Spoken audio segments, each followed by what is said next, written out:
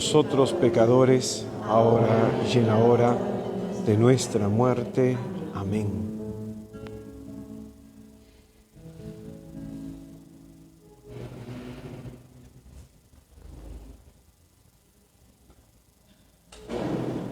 Muchas gracias, hermana. Tomamos asiento, por favor.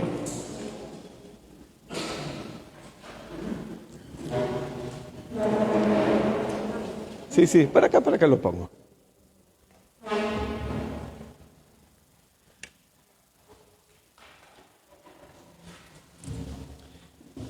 Evangelio según San Mateo, capítulo 16, versículos del 13 al 20.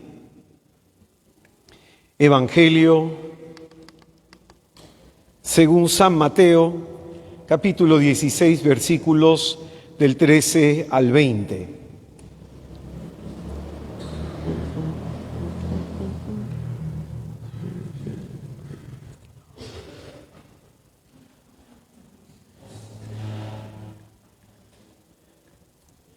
Muy buenas noches, hermanos. Muy buenas noches, hermanos. Paz y bien. Sean todos y cada uno de ustedes muy bienvenidos esta noche a este encuentro con Jesús. Hoy día, lunes 20 de noviembre, continuamos con nuestro curso El Misterio de la Santísima Trinidad. En esta oportunidad vamos a abordar el tema número 9 en nuestro curso. Ya con esto nos faltan solamente 3 temas para acabar. Hoy día vamos a hablar sobre la revelación de Jesús como el Hijo de Dios. Y vamos a utilizar el texto escriturístico de Mateo capítulo 16 del 13 al 20.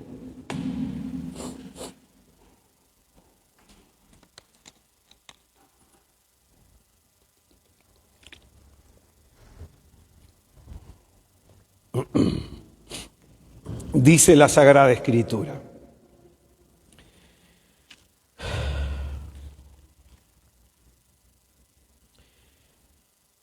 llegado Jesús a la región de Cesarea de Filipo, hizo esta pregunta a sus discípulos: ¿quién dicen los hombres que es el Hijo del Hombre? Ellos dijeron: unos que Juan el Bautista, otros que Elías, otros que Jeremías o uno de los profetas. Díceles él: ¿y vosotros quién decís que soy yo? Simón Pedro contestó: tú eres el Cristo, el Hijo de Dios vivo. Replicando Jesús le dijo: bienaventurado eres, Simón, hijo de Jonás, porque no te ha revelado esto la carne ni la sangre, sino mi Padre que está en los cielos. Y yo a mi vez te digo que tú eres Pedro, y sobre esta piedra edificaré mi iglesia, y las puertas del Hades no prevalecerán contra ella. A ti te daré las llaves del reino de los cielos, y lo que ates en la tierra quedará atado en los cielos, y lo que desates en la tierra quedará desatado en los cielos. Entonces mandó a sus discípulos que no dijesen a nadie que Él era el Cristo. Es palabra del Señor.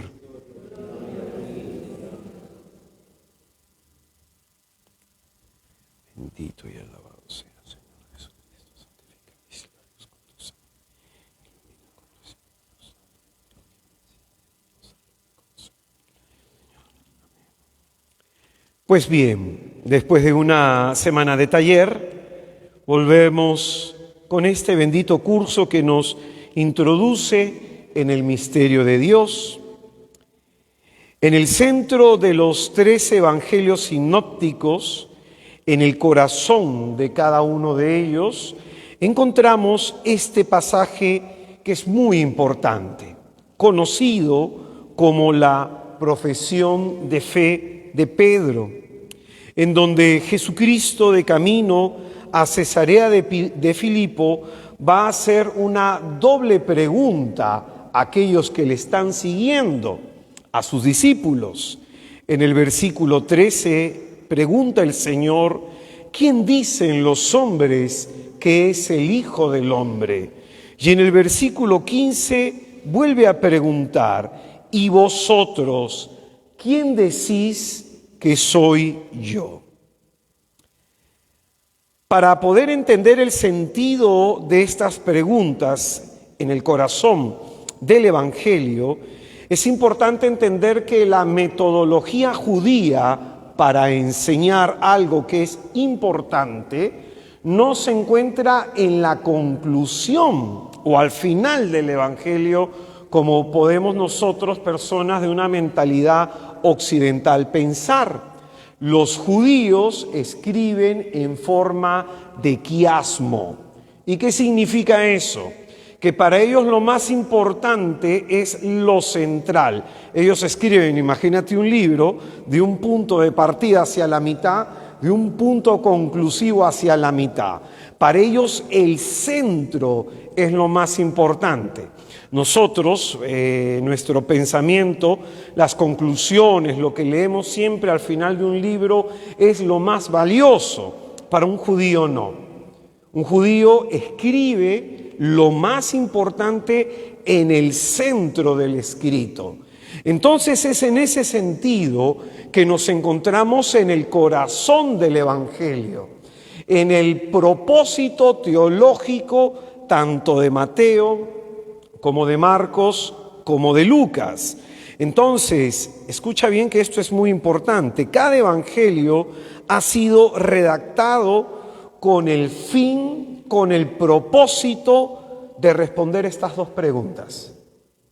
O sea, la configuración del evangelio de Marcos, el primero que recibe la iglesia, la configuración del evangelio de Mateo y del evangelio de Lucas, buscan responder a estas preguntas que hace Jesucristo. ¿Quién dice la gente que soy yo? Y luego al entorno más íntimo, ¿quién soy yo para cada uno de ustedes? Vamos a profundizar en esta cuestión. Por ejemplo, en Lucas capítulo 1, en el versículo 1, cuando abordamos lo que viene a ser el prólogo de Lucas, va a decir lo siguiente: puesto que muchos han intentado narrar ordenadamente las cosas que se han verificado entre nosotros, tal como nos la han transmitido los que desde el principio fueron testigos oculares y servidores de la palabra, he decidido yo también, después de haber investigado diligentemente todo desde los orígenes, escribírtelo por su orden, ilustre Teófilo, para que conozcas la solidez de las enseñanzas que has recibido. Por ejemplo, en este prólogo de Juan, ¿qué se nos enseña?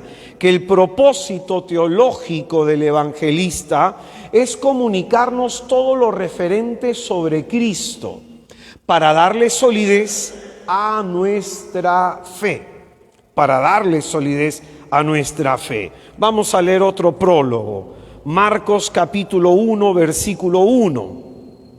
Marcos es bastante breve, dice lo siguiente: comienzo del Evangelio de Jesús, el Cristo, Hijo de Dios, conforme está escrito por el profeta Isaías. Mira, envío mi mensajero delante de ti, el que ha de preparar tu camino. Marcos, por ejemplo, en este primer versículo nos dice que su evangelio busca cubrir dos objetivos. Comienzo del evangelio de Jesús. Lo primero que Marcos nos quiere enseñar, que este Jesús es el Cristo, dice. Y lo segundo que nos va a enseñar es que este Jesús es el Hijo de Dios. Entonces, esto es lo que Marcos se va a proponer en su evangelio a través de la narrativa de 20 milagros. 20 milagros que nos dicen que Jesús es el Cristo, 20 milagros a través de los cuales Cristo se va a revelar como el Hijo de Dios. Ahora vamos a ver el prólogo de Mateo, Mateo 1:1. Mateo 1:1 dice: libro del origen de Jesucristo, hijo de David, hijo de Abraham. Entonces, mientras Lucas nos proponía contarnos desde un comienzo de manera ordenada todos los acontecimientos realizados por Jesús que han sido narrados, dice, por los testigos oculares, es decir, los apóstoles, los que vieron desde un comienzo a Cristo, convivieron con Él y lo vieron resucitar. Esos son los testigos oculares. Marcos nos decía que Él se propone dos cosas: mostrarnos que Jesús es el Cristo y que es el Hijo de Dios. Aquí Mateo hace algo más interesante. Mateo va a hablarnos de Jesús desde los orígenes de las promesas salvíficas. Él nos va a decir lo siguiente: libro del origen de Jesucristo, hijo de David, hijo de Abraham. Los dos principales depositarios de las promesas salvíficas. Es decir, ¿qué te quiero enseñar con esto? Cada uno de estos evangelios que hemos leído nos presentan en el comienzo de su evangelio cuál es su intencionalidad teológica, cuál es el propósito, cuál es el fin por el cual redactan sus evangelios. Ahora, ¿por qué esto es importante saber? Porque cuando tú vas a escuchar a un musulmán, cuando tú vas a escuchar a un judío, te van a decir que hay incoherencia en los evangelios, que Mateo dice una cosa, que Marcos dice otra cosa, que Lucas dice otra cosa y que Juan dice otra cosa. Y ellos piensan que los 4 evangelios deberían decir lo mismo, cuando no es el propósito de cada evangelista. Cada evangelista nos está transmitiendo desde su experiencia de fe, iluminados por el Espíritu Santo, aquello que ellos han creído conveniente transmitirnos, referente sobre la fe en Jesucristo. Es en ese sentido que, por ejemplo, yo la vez pasada estaba viendo un canal judío y escuchaba a uno que dice, erudito, mira, pero es que ni siquiera entre ellos se entienden, porque Mateo dice esto, Marcos dice el otro, Lucas dice el otro, y supuestamente son evangelios sinópticos muy allegados en tiempo, y comenzó a hacer una crítica negativa sobre esta cuestión. Probablemente esta persona pues no ha estudiado teología católica, ¿no? Teología cristiana. Entonces por eso habla desde su perspectiva filosófica judía. Y la cuestión es esta, que los evangelios no se contraponen, sino que se complementan, que es distinto. Mateo nos va a decir cosas que no nos ha dicho Lucas.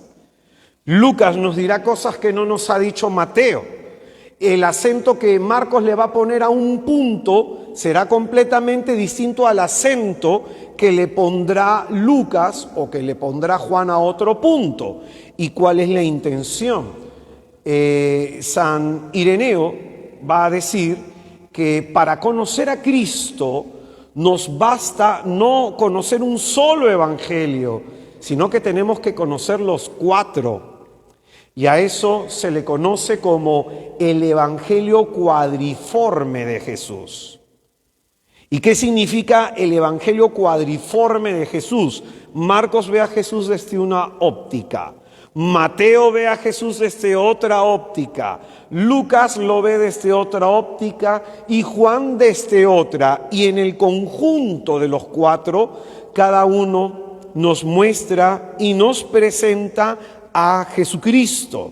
Entonces, el propósito de cada evangelio es responder a esta pregunta importantísima que hace Jesucristo de camino con sus discípulos a Cesarea de Filipo. ¿Qué dice la gente que soy yo? Y lo segundo, ¿quién soy yo para ustedes? Jesús va a decir, Juan, en la conclusión de su evangelio, en Juan capítulo 20, versículo 30 y 31, va a decir lo siguiente Juan: Jesús realizó en presencia de los discípulos otras muchas señales que no están escritas en este libro. Estas han sido escritas para que creáis que Jesús es el Cristo, el Hijo de Dios, y para que creyendo tengáis vida en su nombre. Importantísimo lo que dice Juan. Juan dice que Jesucristo realizó muchas señales, muchos signos que nos introducen en el misterio de su personalidad, como el Cristo y como el Hijo de Dios. Pero no todas las cosas que hizo Jesús están escritas en este libro. Amén.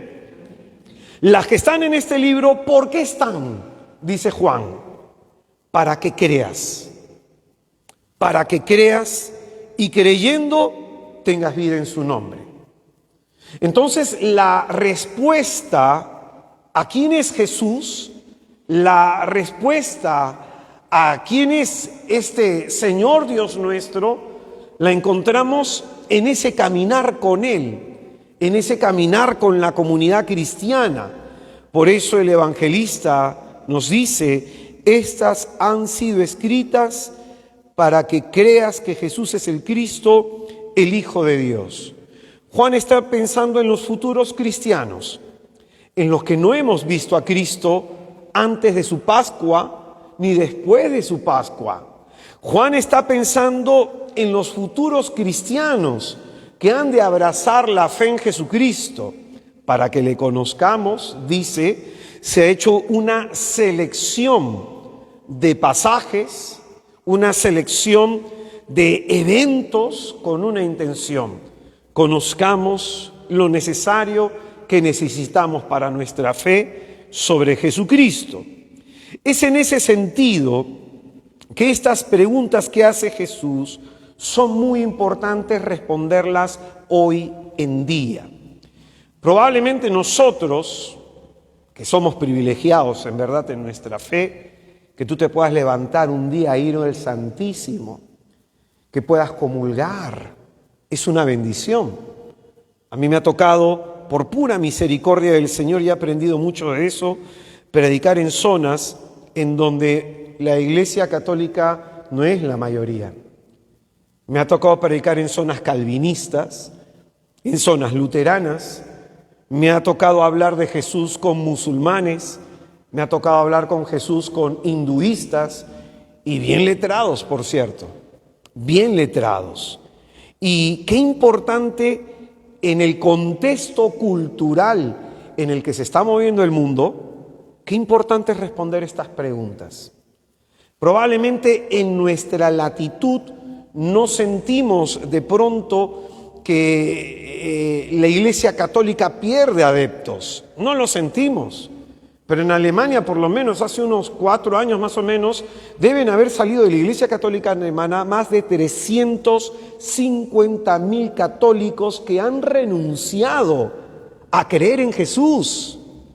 350.000. Probablemente nosotros no lo percibimos, pero países como Francia, países como Alemania, encuentras tú en lo cotidiano, mezclándote con su gente, que la gran mayoría son musulmanes.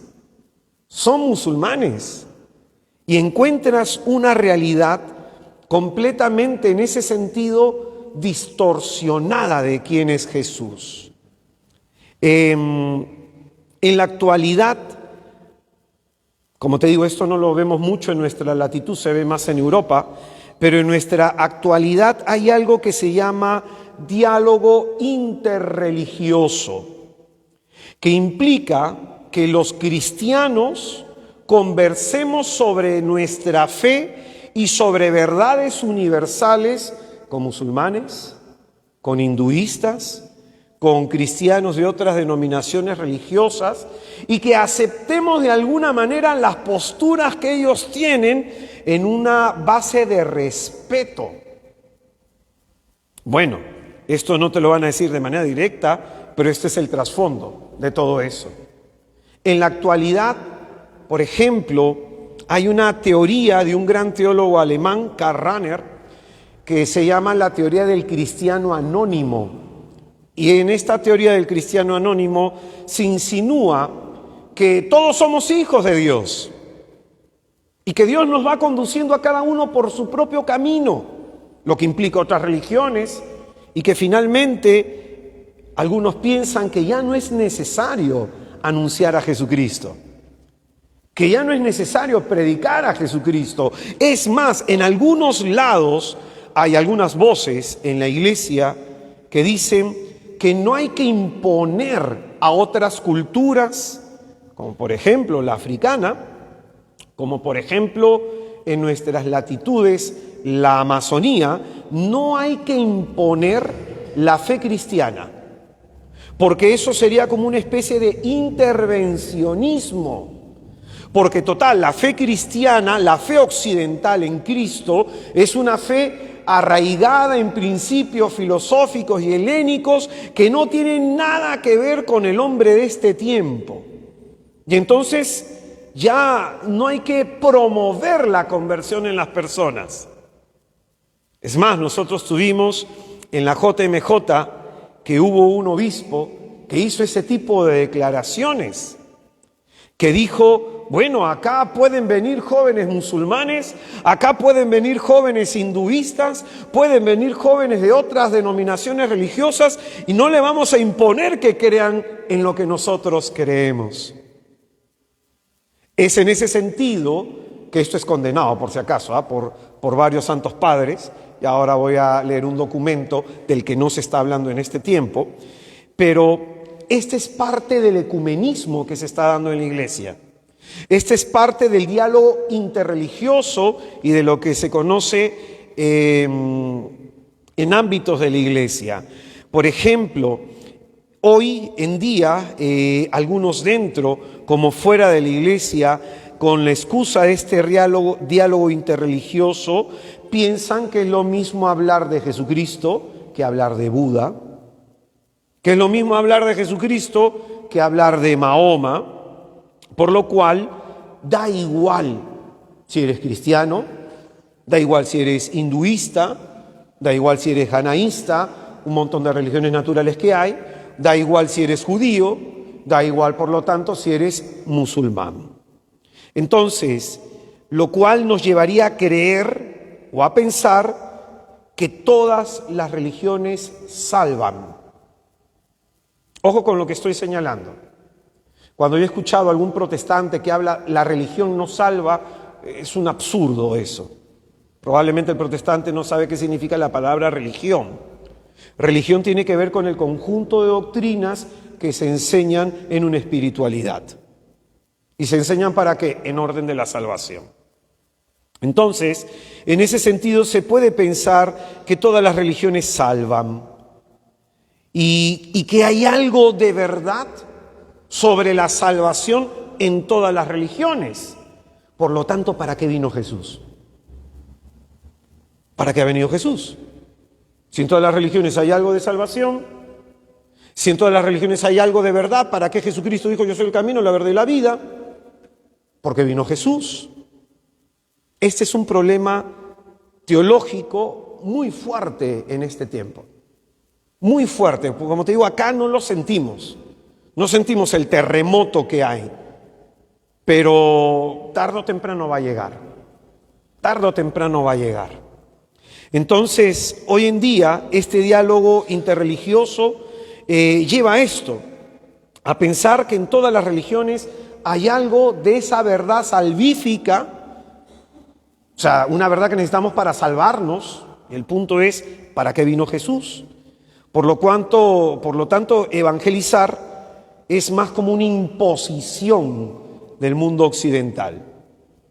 Hay teologías pluralistas en donde de pronto dicen: mira lo que pasó con la colonización de América, con la evangelización de América. Se les impuso. Entonces, ¿por qué ha fracasado la evangelización en la selva? A nivel católico, por cierto, porque la selva es mayoritariamente pentecostal. 80% pentecostal, 20% católico. Pero ¿por qué ha fracasado? Por este tipo de mentalidad. Es imponerle la carga a una persona de una cultura originaria, imponerle la carga de un pensamiento helenístico. Porque cuando el cristianismo los primeros padres de la iglesia eran filósofos, era gente muy estudiosa, y ellos desarrollaron toda la teología. Entonces dice, ¿cómo vamos a imponerle eso a la gente actualmente? Entonces hay todo un debate y toda una serie de cuestiones que están afectando esta respuesta. ¿Quién es Jesús? ¿Es necesario hablar de Cristo para nuestra salvación? ¿Da igual ser budista que ser cristiano? Y entre los cristianos católico y luterano, calvinista, anglicano, adventista, testigo de Jehová, ¿es igual? Esta cuestión de pronto es muy importante analizar, y un ejemplo de ello, no voy a abordar todo el tema del diálogo interreligioso, simplemente te presento el problema, ¿no? Te presento el problema. Yo he llevado un curso de esto, me gustó muchísimo, la profesora me tenía mucho cariño en ese curso y le hablaba a la gente de la experiencia que yo tuve en Europa, ¿no? Y que es una realidad no tangible hoy, pero que está afectando parte de la descristianización de Europa, está esta realidad de trasfondo. Por ejemplo, ha sacado un documento el Dicasterio para el Diálogo Interreligioso del Vaticano. En la 7ª conferencia budista cristiana celebrada en Bangkok del 13 al 16 del mes de noviembre. Acasito nomás. Un retroceso la próxima semana. Acasito nomás.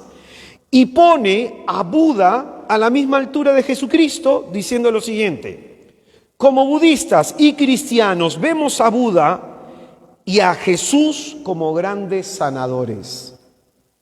Mira cómo dicen, se ve a Buda y a Jesús como grandes sanadores. El Buda señaló la codicia y Jesús el pecado como la causa del sufrimiento. Es decir, como si el uno complementa al otro.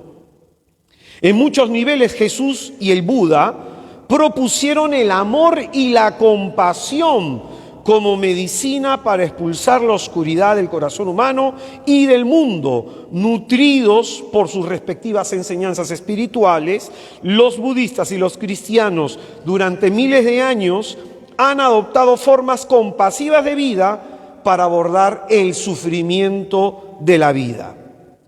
El texto afirma que nadie se salva solo porque estamos interconectados y asegura que la oración y la meditación cambian las cosas. Pide además despertar la energía espiritual de budistas y cristianos. Vamos a explicar los errores, ¿ya? Rápidamente. Jesucristo no es un simple sanador. Probablemente Buda sí. Pero Jesucristo no es un simple sanador. Las curaciones realizadas por Jesucristo revelan su divinidad. Buda no hizo lo que hizo Jesús. Así de sencillo. En un hecho sencillito. Buda murió, Cristo resucitó. En un hecho sencillo. En un hecho sencillo. Entonces los milagros de Cristo, llámese curaciones, exorcismos, dones inesperados, se sustrae sobre las leyes de la naturaleza. Esto muestra la divinidad de Jesús. Entonces no podemos ver a Jesucristo como un simple sanador. Como un simple sanador. Primer error. Segundo error. La doctrina enseñada por Cristo sobre el pecado excede simplemente hablar que la codicia es el mal de nuestro tiempo. Por una sencilla razón. Cristo murió por el pecado del hombre, por el pecador, y resucitó para que ese pecador tenga la oportunidad de vivir una vida nueva. Entonces no podemos hablar en la misma línea. En segundo lugar, bueno, hablando sobre este punto, Buda no murió por el pecado de nadie. En segundo lugar, no se trata de que la doctrina de Cristo se resume en amor. Decir eso es un absurdo. Es un absurdo. El Señor nos pide en su mandamiento nuevo que hay que amar. Pero la doctrina de Cristo va mucho más allá de simplemente besito y abrazo con todo el mundo.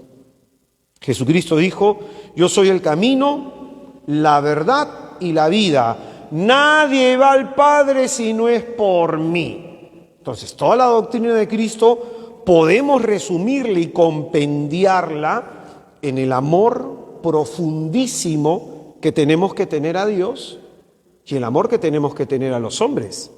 Pero acá viene el punto. Si aquí me dicen que Cristo practicó el amor y la compasión, sí, pero esto es lo segundo. ¿Cuál es lo primero? Adorarás al Señor tu Dios con todo el corazón, con toda tu inteligencia, con todas tus fuerzas y con todo tu ser. Es decir, Cristo está pidiendo un culto único de adoración al Dios único y verdadero. No es lo mismo, pues. De la experiencia de adoración al Dios que es uno, único y verdadero, llegamos al amor al prójimo. No es solo amor al prójimo, sino es adoración a Dios.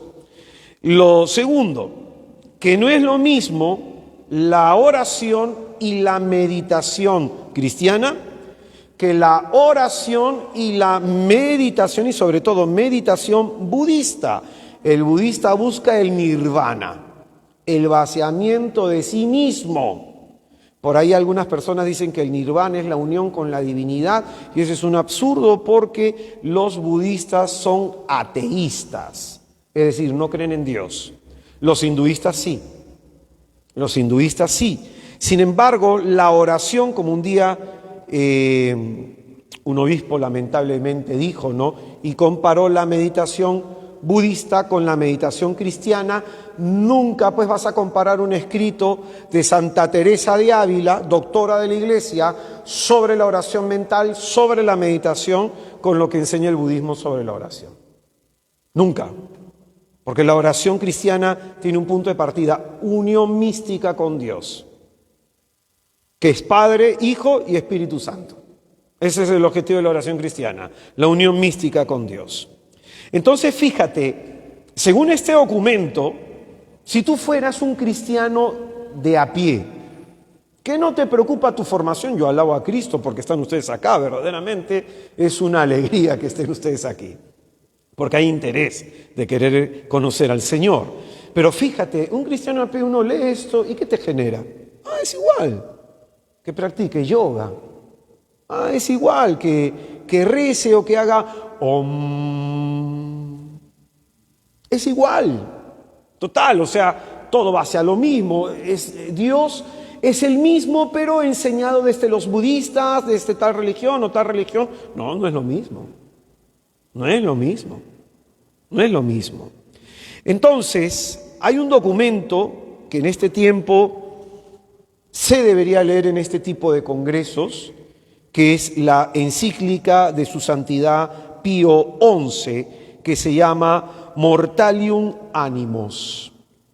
Mortalium Animos. Encíclica de Pío XI acerca de cómo se debe fomentar la verdadera unidad religiosa. Te voy a leer dos numerales. Dice: sobre los congresos ecuménicos, mira lo que dice su santidad, es durísimo. Mira lo que dice, con muy parecida se esfuerzan algunos para conseguir, en lo que toca a la ordenación de la nueva ley promulgada por Jesucristo nuestro Señor, convencidos de que son rarísimos los hombres privados de todo sentido religioso. Te explico. Todos los seres humanos por naturaleza tenemos un sentido religioso, un llamado a Dios. Todos los seres humanos.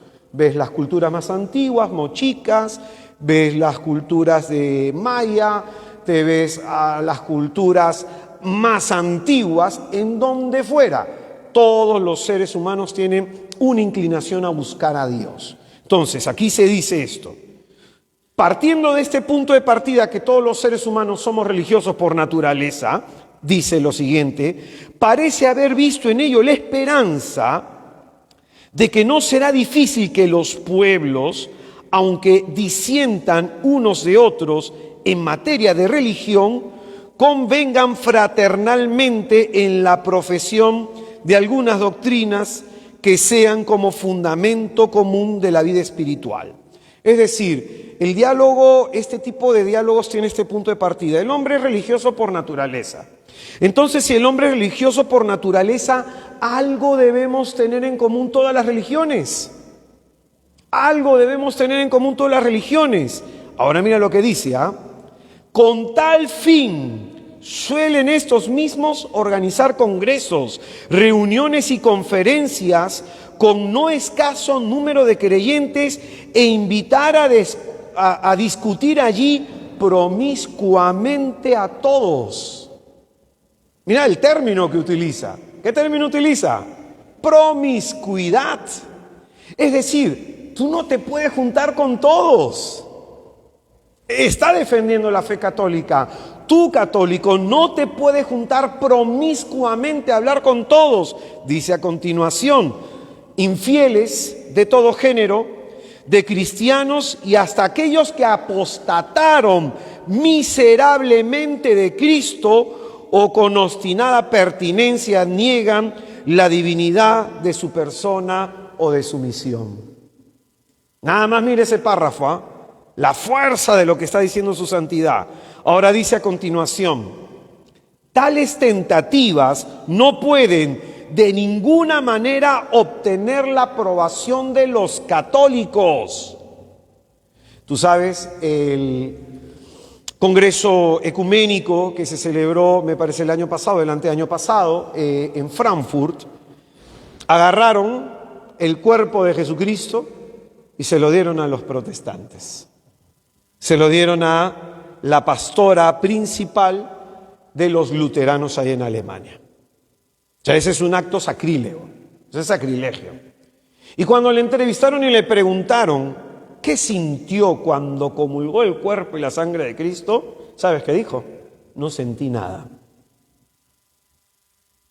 Pero los obispos de aquellas latitudes, los sacerdotes de aquellas latitudes, piensan que eso es una forma de dialogar ecuménicamente como los demás, renunciando a su fe. Renunciando a su fe. Entonces mira lo que dice, tales tentativas no pueden de ninguna manera obtener la aprobación de los católicos, puesto que están fundadas en falsa opinión de los que piensan que todas las religiones son, con poca diferencia, buenas y laudables. Pues aunque de distinto modo todas nos demuestren y signifiquen igualmente el ingénito y nativo sentimiento con que somos llevados hacia Dios y reconocemos obedientemente su imperio, es decir, su santidad, está afirmando lo siguiente: es verdad que Dios se manifiesta al hombre a través de diversas culturas y a través de este instinto natural de religiosidad. Dios atrae al hombre.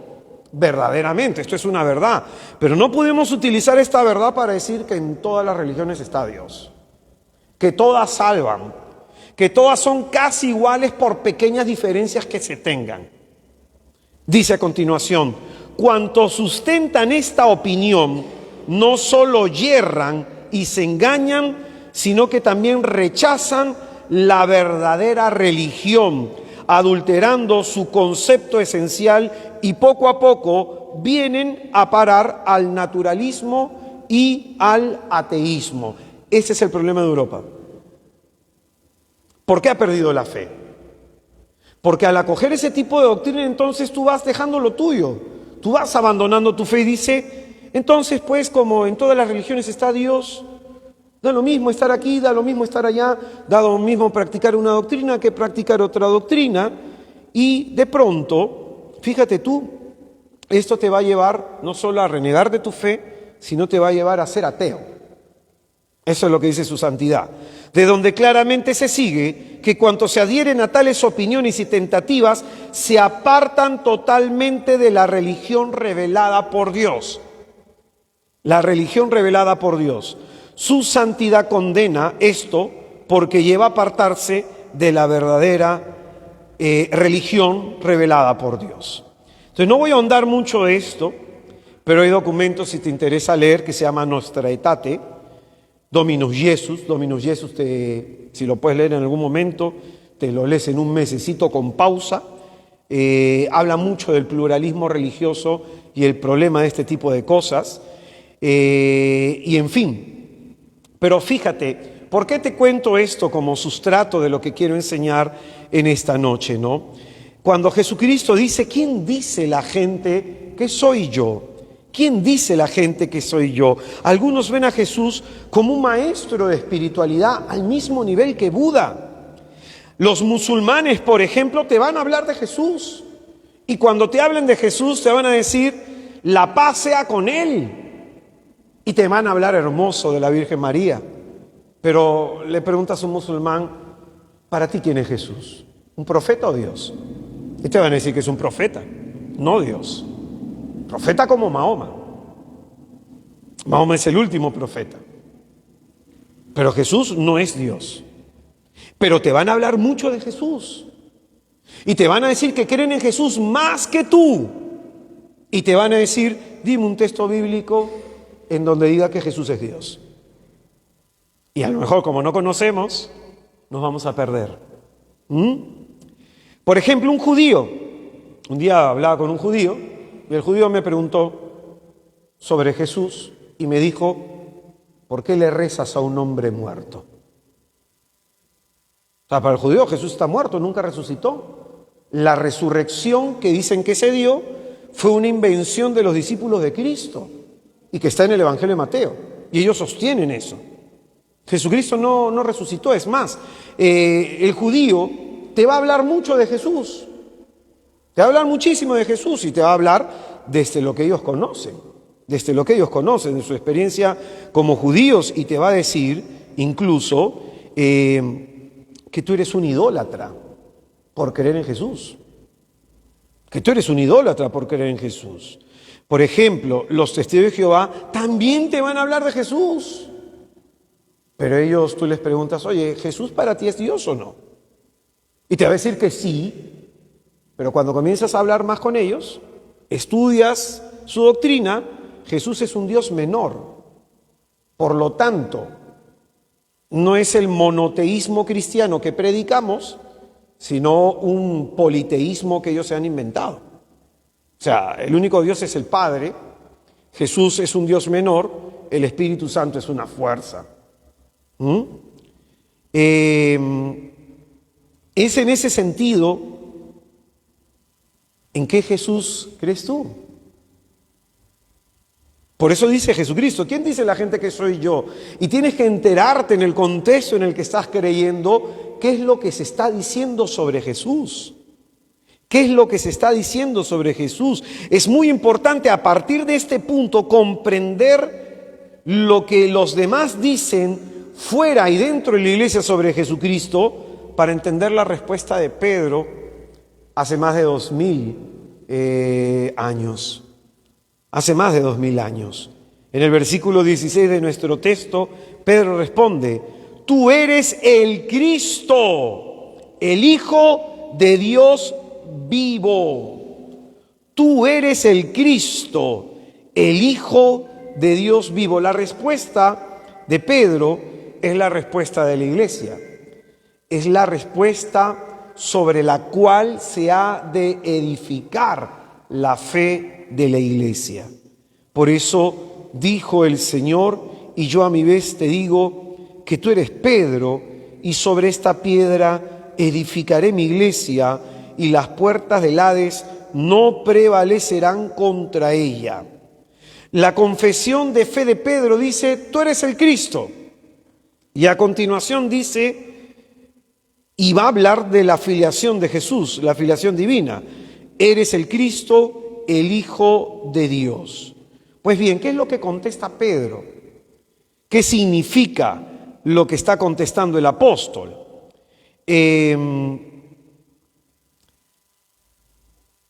Viendo un día un canal judío, se estaba enseñando que en los evangelios, ¿no? Este judío, que es un tipo que sabe muchísimo, por cierto, habla como 5 lenguas antiguas, un erudito el tipo.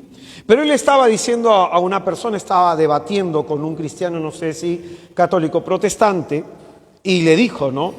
Dime en los evangelios en donde se dice explícitamente que Jesús es Dios. Y probablemente el que con el que estaba debatiendo no tenía mucho conocimiento, ¿ya? Entonces, por eso vamos a señalar textos escriturísticos que defienden la divinidad de Jesús. En Lucas capítulo 2, versículo 49, dice la Escritura, Él les dijo, ¿y por qué me buscáis? ¿No sabíais que yo debía estar en la casa de mi Padre o en las cosas de mi Padre, de acuerdo a la traducción que tengas? Pues bien, ¿por qué este texto nos habla de la divinidad de Jesús? Aquí se nos presenta a Jesús como el Hijo de Dios que tiene que estar en las cosas de su Padre. Cristo se presenta llamando a Dios su Padre, con una propiedad y una exclusividad únicas. Y ojo, ¿cuál es el contexto de estas palabras, esta contestación de Jesús? Que se le presenta a María y se le presenta a José, que le dicen, tu padre y yo te estábamos buscando. ¿Y qué contesta Jesús? Siendo un niño, tiene una autoconciencia plena de que es Dios. Porque hay gente que dice, no, Jesucristo en su niñez nunca dijo que era Dios. Mentira. Mira este texto, un niño. Tu madre y tu padre te estábamos buscando. Y Jesucristo sabe quién es su padre. Sabe que José es padre adoptivo. Pero él tiene que estar en las cosas de su Padre. La forma como llama a Dios su Padre es completamente distinta a como nosotros le llamamos. Entonces, una propiedad exclusiva y única en Jesús es la forma como llama al Padre.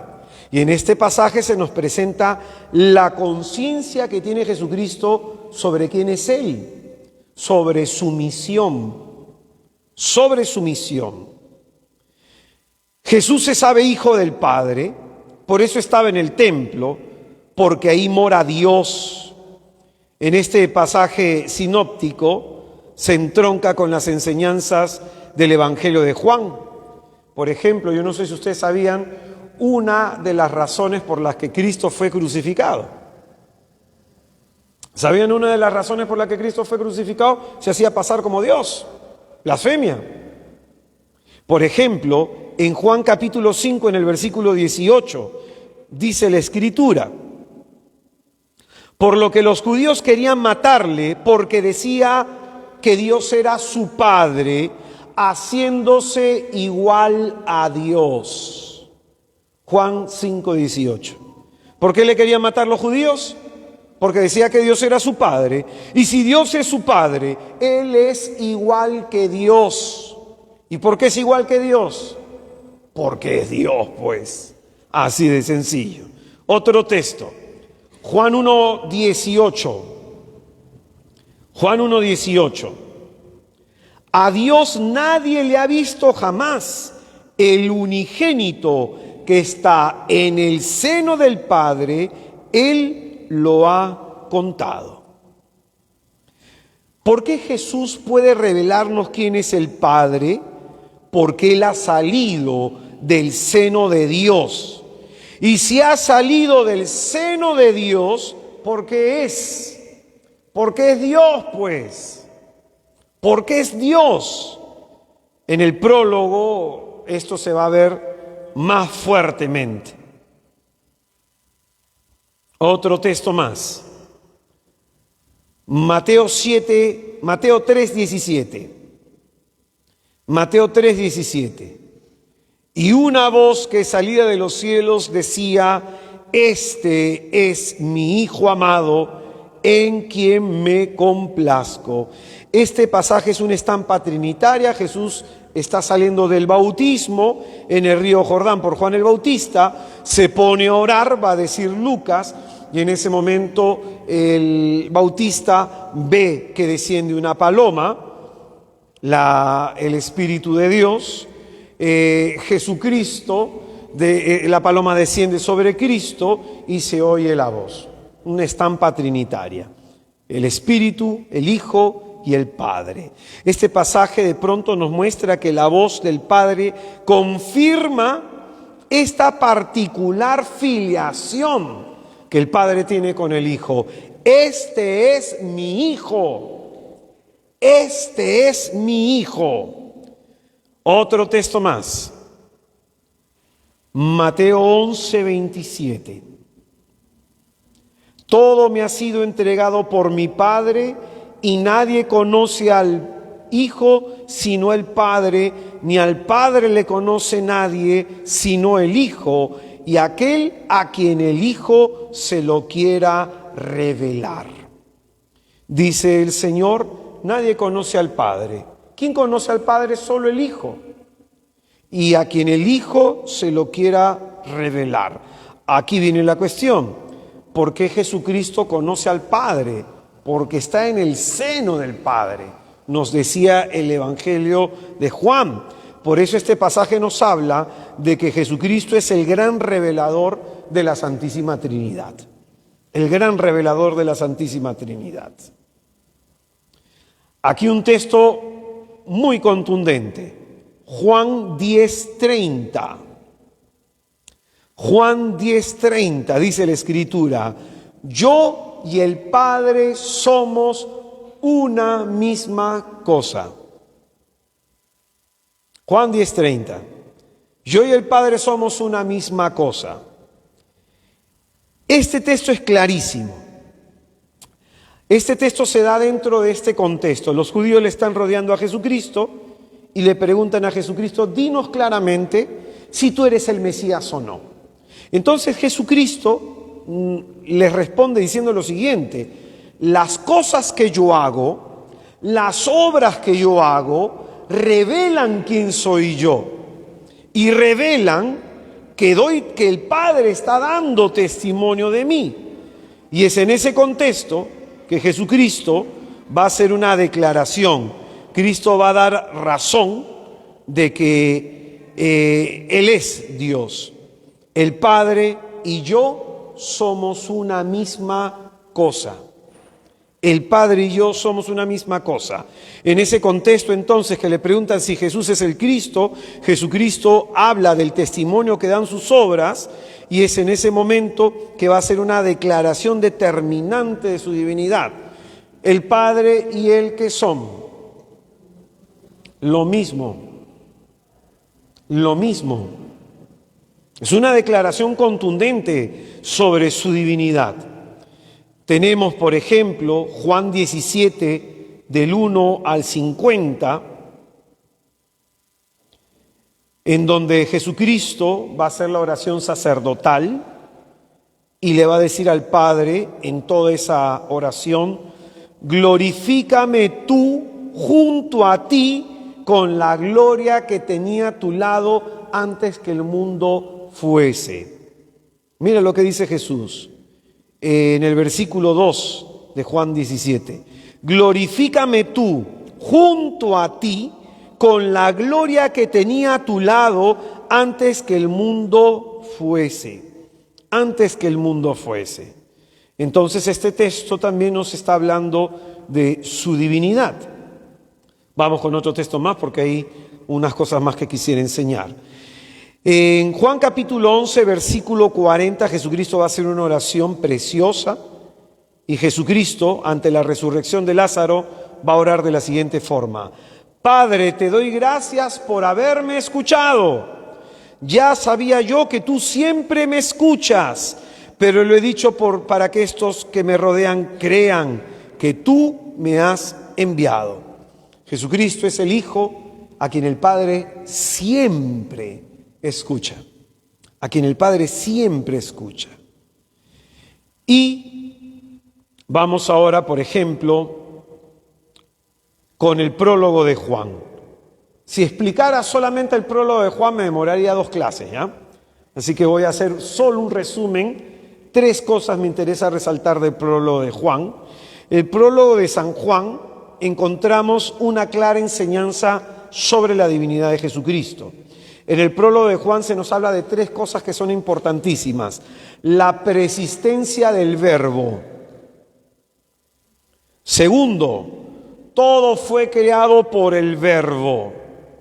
Y tercero, el verbo se hizo carne. O sea, en el prólogo de Juan encontramos estos tres elementos que son muy importantes en la cristología, en la enseñanza sobre la identidad y la persona de Jesucristo. Voy a leerlo despacito, ¿ya? Acuérdate, apunta eso, ¿ah? Tres cosas se nos enseña: la persistencia del verbo, todo fue creado por el verbo, y lo tercero es el verbo se hizo carne. Dice, en el principio existía la palabra. Tu Biblia y la mía traducen por palabra, el griego traduce por verbo. Hermano, entonces, ¿debe decir palabra o verbo? Para las cuestiones del caso va a valer lo mismo, pero debería decir el verbo. En el principio existía la palabra. Si miras tu Biblia, el término palabra, ¿está en mayúscula o en minúscula? En mayúscula, porque se está hablando de Jesús. Se está hablando de Jesús. Que en el principio, antes de la creación, antes de la encarnación, existía el verbo. ¿Cuál es la persona de la Trinidad que se encarna?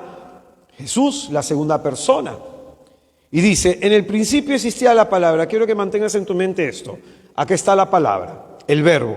Dice, y la palabra estaba junto a Dios. ¿Dónde estaba la palabra? Acá está la palabra, acá está Dios. Se encuentran junto. En el término griego no se traduce por junto, sino que estaba cara a cara, cada uno mirándose el uno al otro. Entonces, en el principio existía la palabra, y la palabra estaba junto a Dios. Y el punto es, ¿por qué la palabra está cara a cara delante de Dios? ¿Qué dice la siguiente línea? La palabra era Dios. Por esa sencilla razón. Entonces, tú le hablas de esto a un musulmán, a un testigo de Jehová, o a cualquiera que niegue la divinidad de Jesucristo, y te dice, pero solo ese texto. Mira todos los que hemos venido citando, y te voy a citar más. Pero mira lo que dice. Aquí está el verbo. Dice que está cara a cara delante de Dios, al lado, junto, al lado de Dios. ¿Y por qué puede contemplar? O sea, aquí está la palabra, aquí está Dios. ¿Qué está haciendo la palabra? Contemplando a Dios. ¿Y por qué puede contemplarlo? Porque es Dios, pues. Porque es Dios. Entonces lo que está haciendo aquí San Juan es dar un salto del monoteísmo judío al monoteísmo cristiano. En el principio existía la palabra, y la palabra estaba junto a Dios, y la palabra era Dios. Ahora dice a continuación, ella estaba en el principio junto a Dios, y todo se hizo por ella, y sin ella no se hizo nada. Es decir, todo lo creado lo ha creado la palabra. Todo lo creado lo ha creado el verbo. Y dice a continuación, y la vida era la luz de los hombres, y la luz brilla en las tinieblas, y las tinieblas no vencieron. Hubo un hombre enviado por Dios, se llamaba Juan. Este vino para un testimonio, para dar testimonio de la luz, para que todos creyeran en él. No era él la luz, sino que debía dar testimonio de la luz. La palabra era la luz verdadera que ilumina a todos los hombres viniendo a este mundo. El mundo estaba y el mundo fue hecho por ella, y el mundo no la conoció. Vino a los suyos y los suyos no la recibieron. Pero a los que le recibieron les dio el poder de hacerse hijos de Dios, a los que creen en su nombre, los cuales no nacieron de sangre, ni deseo de carne, ni deseo de hombre, sino que nacieron de Dios. Y la palabra se hizo carne y puso su morada entre nosotros.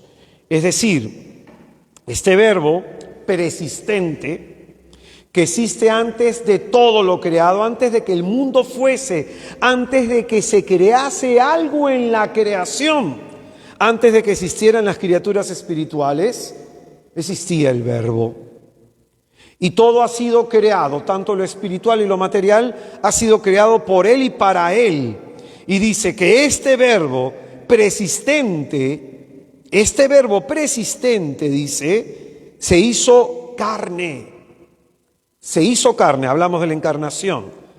Lo importante de este pasaje es mostrar que Jesucristo, el verbo, existe desde siempre, y que en un momento en la historia de la salvación toma nuestra naturaleza humana.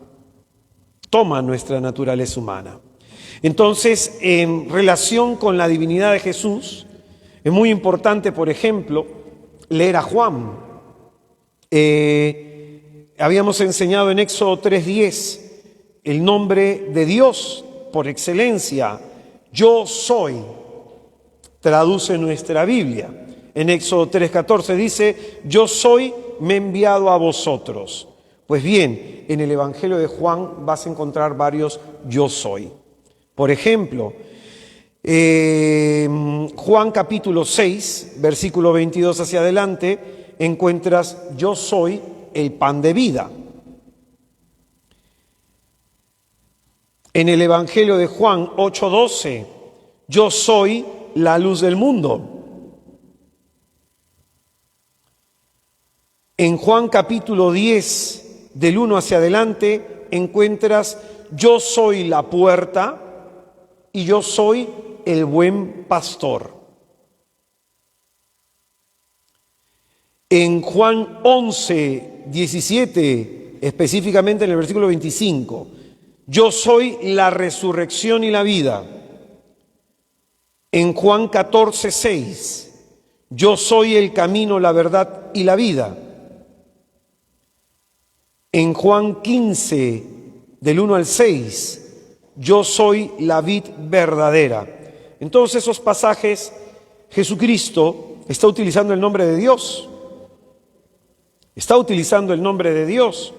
Por ejemplo, en Juan capítulo 8, del 22 al 28, va a decir Jesucristo, antes que Abraham existiera, yo era, yo existía, que está hablando de su persistencia, ¿no? Está hablando de su persistencia. Por ejemplo, cuando Jesucristo es capturado en Getsemaní, según el relato de Juan, dicen, ¿dónde está Jesús de Nazaret? ¿Dónde se encuentra Jesús de Nazaret? Jesucristo, a los que lo venían a capturar, le dice, yo soy. Inmediatamente cayeron en tierra. Eso es una cristofanía. Jesús está revelando. Por ejemplo, un momento que se revela Jesucristo en su divinidad, Monte Tabor, ¿se acuerdan? En el Monte Tabor, por ejemplo, cuando se transfigura, sus rompas resplandecientes, se ve blanco, ya está mostrando su divinidad, que está oculta. Está oculta. Por ejemplo, en Hechos de los Apóstoles 20:28, Hechos de los Apóstoles 20:28, dice, tened cuidado de vosotros y de toda la grey en medio de la cual ha puesto el Espíritu Santo como vigilantes para pastorear la iglesia de Dios que Él se adquirió con la sangre de su propio Hijo. Mire este texto que es importantísimo. Se nos habla de la iglesia de Dios y que dice Jesucristo con Pedro, en esta persona edificaré mi iglesia. Y esa iglesia de Dios, ¿cómo ha sido adquirida?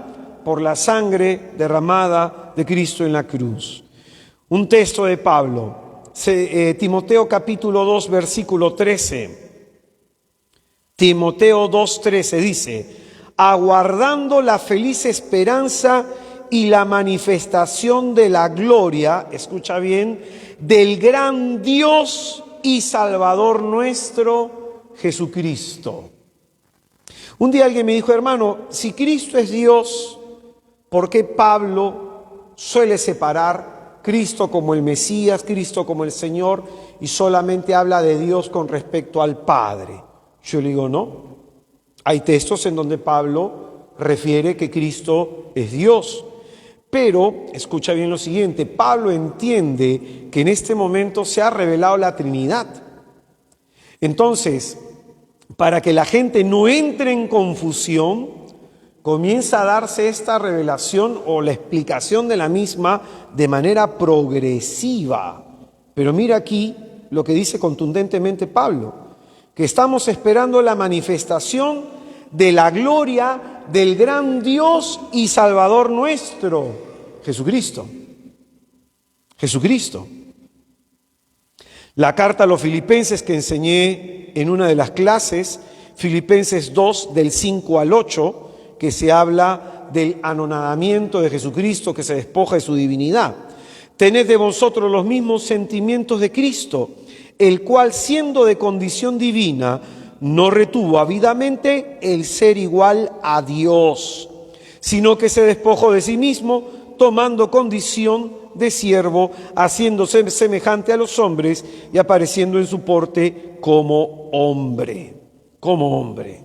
Por ejemplo, otro texto, Romanos 9:5, dice: de los cuales también procede Cristo según la carne, el cual está por encima de todas las cosas, Dios bendito por los siglos. Aquí Pablo nuevamente, claramente dice que Jesús, que el Cristo, que se hizo según nuestra carne, es el Dios bendito por los siglos. Amén. Eso está en Romanos 9:5. En la carta a los Hebreos 1:8. Pero del Hijo, tu trono, oh Dios, por los siglos de los siglos, y el cetro de tu realeza, cetro de equidad. Por ejemplo, acá dice, el Hijo tiene su trono, oh Dios, por los siglos, y el cetro de tu realeza, cetro de equidad. Y otro texto, Colosenses 1, del 15 al 19. Colosenses 1, del 15 al 19 dice, refiriéndose a Jesús, Él es imagen del Dios invisible, primogénito de toda la creación, porque en Él fueron creadas todas las cosas en los cielos, en la tierra, las visibles y las invisibles, los tronos, las dominaciones, los principados, las potestades, todo fue creado por Él y para Él. Él existe con anterioridad a todo y todo tiene en Él su consistencia. Él es también la cabeza del cuerpo de la iglesia. Él es el principio, el primogénito de entre los muertos, para que sea Él el primero en todo, pues Dios tuvo a bien hacer residir en Él toda la plenitud. Este pasaje es bonito porque nos dice que el Dios invisible se ha hecho visible a partir de la revelación de Cristo. A partir de la revelación de Cristo. Ahora, ¿por qué damos todos estos textos y cuál es nuestro objetivo? De que, como escuchaba la vez pasada a alguien que me decía, hermano, pero mire, estaba escuchando a un musulmán que es un doctor, un tipo muy letrado, una mente ilustrísima, brillantísima en verdad. Yo he visto varios videos de este hombre, me gusta ver sus videos de él. Y él tiene un auditorio en donde van más de 5.000, 10.000 personas y sin nada en la mano te contesta de memoria. Te sabe los textos judíos, te sabe sus textos como musulmán y te sabe las escrituras. Brillantísimo el tipo, brillantísimo, ¿no? Una erudición impresionante. Y en más de una oportunidad van personas de muchas religiones.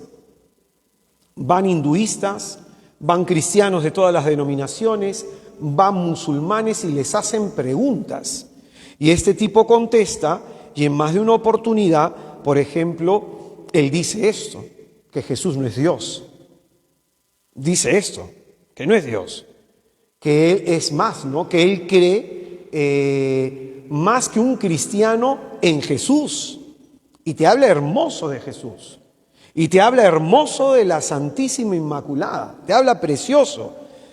Y tú ves que cuando les contesta a estas personas, las personas terminan creyendo lo que él dice. Y aquí viene el punto, ¿no? O sea, un musulmán no te va a hablar de tu fe, pues. Un judío no te va a hablar de tu fe, pues. Un testigo de Jehová no te va a hablar de tu fe. Por eso, qué importante es la pregunta que hace Jesús. Y no sé si llegas a captar la actualidad de esa pregunta de hace 2000 años. Que a la gente que le seguía le pregunta, ¿qué está diciendo la gente de mí?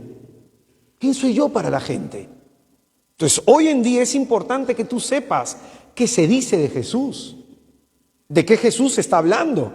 Porque el musulmán, el testigo de Jehová, el judío y el cristiano te habla de Jesús, pero no creemos lo mismo. No creemos lo mismo. Y una vez que tú escuchas qué es lo que están diciendo los demás, entérate cuál es tu fe. Por eso cuando Pedro responde, tú eres el Cristo, el Hijo de Dios vivo, ¿sabes qué está enseñando Mateo? Que todos los demás apóstoles están de acuerdo con Pedro. Que la fe de Pedro, lo que Pedro está profesando, también lo creen y lo profesan ellos. Entonces esto es importantísimo. La fe de la iglesia. Nuestra fe es la fe que profesó el apóstol Pedro hace más de 2000 años. ¿Y qué le dijo a Jesús sobre esa profesión de fe? Pedro, esto no te lo ha revelado la carne ni la sangre, sino mi Padre que está en los cielos. Porque la razón humana no puede penetrar el misterio de Cristo. La carne no puede penetrar el misterio de la Santísima Trinidad. Se nos tiene que revelar. Entonces, pero muy importante entender esto, porque este es el punto de partida entonces para decir lo siguiente, que no todas las religiones salvan. No todas las religiones salvan, solo la cristiana. Y hablamos de protestantes que se mantienen en la fe trinitaria y aunque ellos están unidos a Cristo, lo están de manera imperfecta. Unidos a Cristo por el sacramento del bautismo. Unidos a Cristo porque creen en su palabra y unidos a Cristo porque oran. Pero están unidos de manera imperfecta. Y los católicos, segundo grupo de cristianos, que estamos unidos a Cristo de una manera plena en todos los sacramentos, en el conocimiento de la Escritura y en la vida de oración. Entonces es muy importante esto para dialogar con otras religiones y con el hombre de nuestro tiempo. No debemos renunciar a nuestra fe en Jesús, verdadero Dios y verdadero hombre. Por lo tanto, ¿es necesario evangelizar o no? Por supuesto. Porque sin Jesús no hay salvación. Por eso urge evangelizar a hermanos que nunca han escuchado hablar de Cristo y hermanos de otras religiones. Eso es un deber irrenunciable de la Iglesia. Que como dijo este obispo, me parece que era español, lamentablemente en la JMJ, por más que lo quiso arreglar, no pudo arreglarlo, porque decir algo de tamaño error, de que vengan los musulmanes, de que vengan los hinduistas, de que vengan pues de todas las religiones, acá no les vamos a obligar a creer, algo que va a decir, y que Dios nos dé otra lumbrera como él, Benedicto XVI, ¿no? En un discurso en Ratisbona, el cardenal Ratzinger en aquel entonces, él va a decir algo, ¿no? Que esto es irrenunciable a la fe cristiana. No podemos dejar de hablar de Jesucristo. No podemos dejar de hablar de Jesucristo. Por más que hablemos de diálogo interreligioso, que hablemos con otras religiones, que hablemos de que sí, pues hay algunas cosas de verdad y de valor en esas religiones, por supuesto. Hay cosas importantes, por supuesto. Sin embargo, no debemos olvidar que Cristo nos ha puesto en el mundo para evangelizar las culturas. Cuando se derramó el Espíritu de Pentecostés, ¿qué dice Lucas? Medos, partos, árabes, de la región de Panfilia, del Ponto, de Grecia, de Mesopotamia, de Egipto, de etíopes, estaban ahí. Y a toda esta gente de distintas religiones y culturas, ¿qué les hicieron? Les predicaron a Jesucristo, muerto y resucitado por nuestros pecados. ¿O no? Capítulo 2 de Hechos de los Apóstoles. Entonces yo no entiendo, finalmente hago mi catarsis, hermano, perdóname, pero yo no entiendo cómo la iglesia no ve eso en este tiempo. Como estos obispos, como estos cardenales, como estos hermanos en la fe, están introduciendo errores tan grandes que lo que va a generar, ¿qué cosa? Es que se diluya la fe cristiana. Yo en Alemania estuve en la época de Ramadán. Todos allá en Alemania saben qué es el Ramadán, pero no son musulmanes. ¿Por qué lo saben? Por el testimonio que ellos dan. Los musulmanes arrasan en la fe. Tienen una radicalidad y una convicción tal que no tenemos nosotros los cristianos. Por eso es que somos la tercera religión más popular en el mundo, juntándonos los dos tipos de cristianos, protestantes y católicos. En ese sentido, hermano, nunca hay que dejar de hablar de Cristo. Amén. Vamos a ponernos en pie para hacer oración.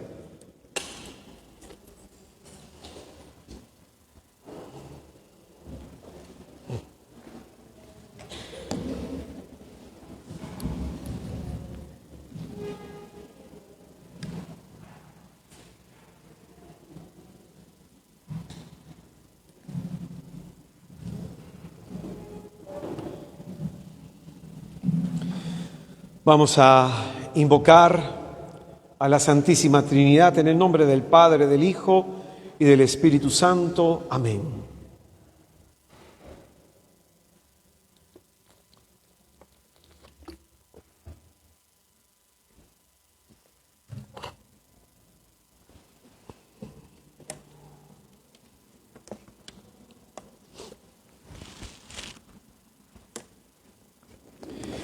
Y quisiera invitarte un momento a que traigas a tu mente el instante cuando conociste a Jesús.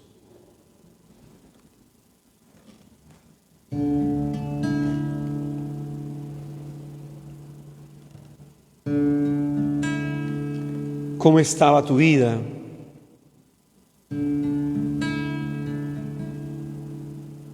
¿De qué te rescató Cristo?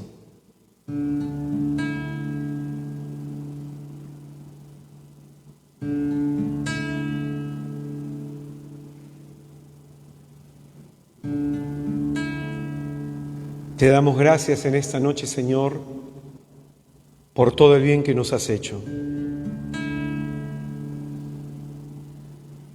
por todo el bien que nos ha hecho conocerte. Porque probablemente llegaste a nuestra vida en el momento más complicado, en el momento más difícil, cuando más lo necesitamos.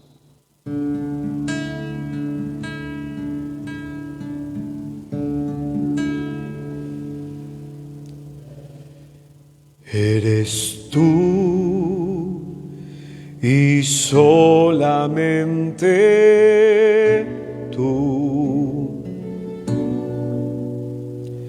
lo mejor de mi vida. Eres tú y solamente tú, lo mejor que hay en mí.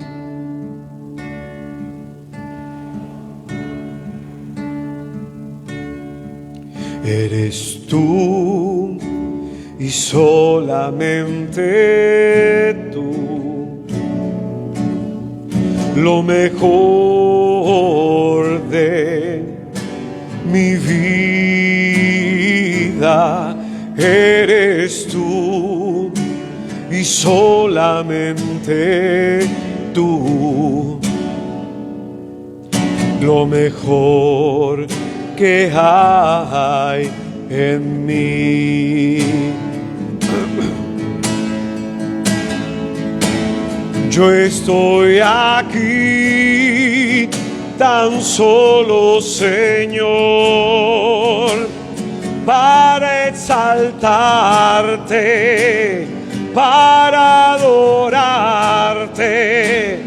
Traigo ante ti mi corazón, que hoy quiere humillarse, ante ti entregarse.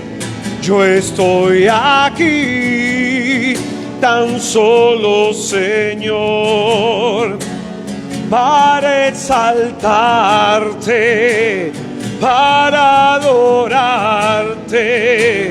Traigo ante ti mi corazón, que hoy quiere humillarse, ante ti entregarse.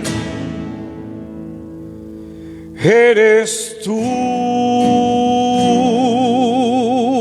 lo mejor de mi vida, eres tú lo mejor de mi vida, eres tú lo mejor de mi vida, eres tú lo mejor de mi vida, eres tú. Eres tú. Bendito y alabado seas, Señor Jesús, porque tú eres lo mejor que nos ha podido suceder. Tú eres lo mejor que nos ha podido pasar, Señor. Te alabamos y te adoramos. A ti, único Dios verdadero. Oh, bendito seas tú, Señor. Tú eres santo, digno de toda alabanza y de toda adoración, Señor. Porque no fuimos nosotros quienes te buscamos primero. Eres tú, Señor, quien nos salió al encuentro cuando más lo necesitábamos. Por eso te adoramos. Yo estoy aquí tan solo, Señor, para exaltarte, para adorarte. Traigo ante ti mi corazón, que hoy quiere humillarse, ante ti entregarse. Yo estoy aquí tan solo, Señor, para exaltarte, para adorarte. Traigo ante ti mi corazón, que hoy quiere humillarse, ante ti entregarse. Eres tú lo mejor de mi vida, eres tú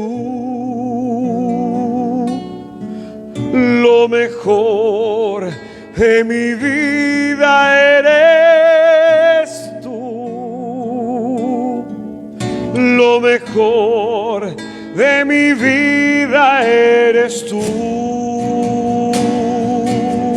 lo mejor de mi vida, eres tú.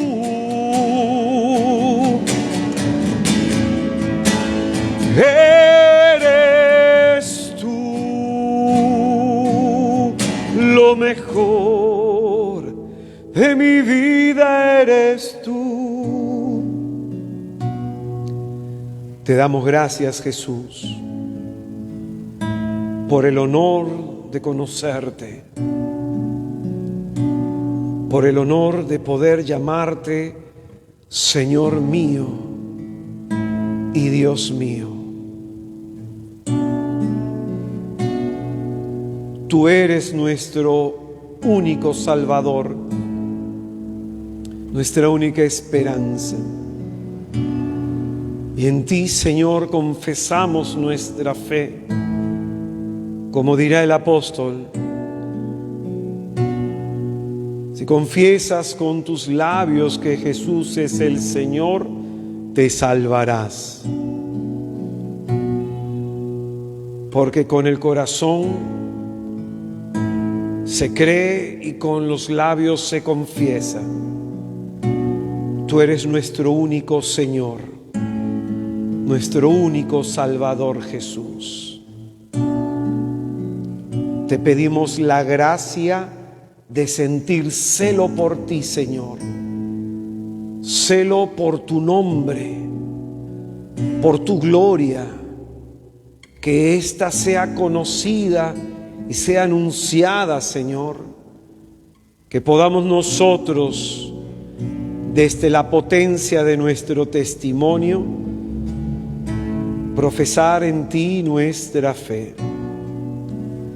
Tú eres el Cristo, el Hijo bendito de Dios vivo.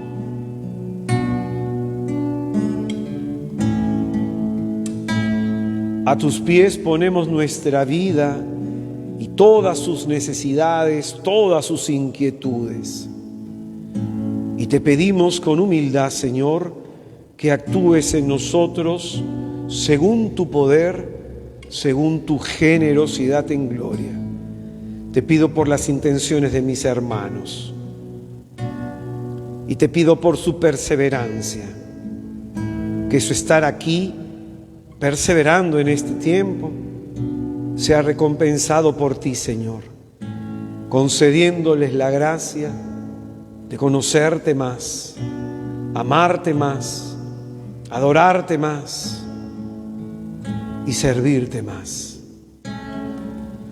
Que por la Inmaculada, la gracia que hoy pedimos nos sea concedida. Dios te salve, María, llena eres de gracia, el Señor es contigo. Bendita eres entre todas las mujeres y bendito el fruto de tu vientre, Jesús.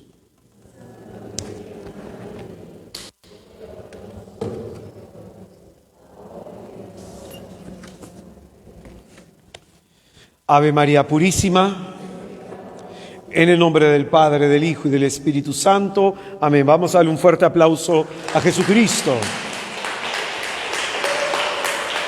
Toma asiento un momentito, nada más un cherry, hermano. Este viernes 24 de noviembre vamos a estar en la parroquia Nuestra Señora de la Esperanza en Salamanca. Después de muchas lunas, de varios años, volvemos a hacer acá jornada de sanación. Vamos a estar en la parroquia Nuestra Señora de la Esperanza en Salamanca, que queda a la altura de la cuadra 424 de los Quechuas. Cuadra 424 de los Quechuas en Salamanca, desde las 7 de la noche, este viernes 24, desde las 7 de la noche, parroquia Nuestra Señora de Esperanza en Salamanca.